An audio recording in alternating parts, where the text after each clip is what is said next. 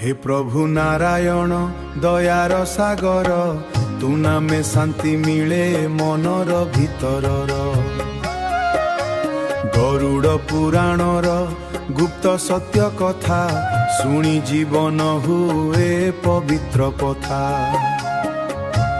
गरुड़ पुराण कहे धर्मर बाणी कर्म ही मनुष्यर शेष परिचय जानी जेउ काम करिबु सेही फल मिले सत्य ओ असत्य एठी स्पष्ट दिसे जीवन एक माया मुहूर्तर खेल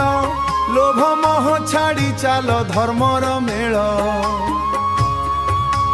हरि नामने सबु पाप जाए भक्तिर आलोके हृदय जले हरि बोल जय जगन्नाथ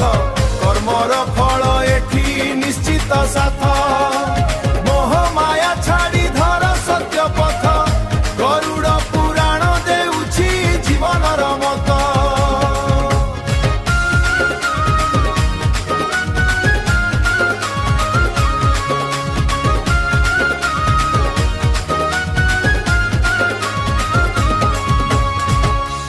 मृत्यु आसे निश्चित केही रोकी न पारे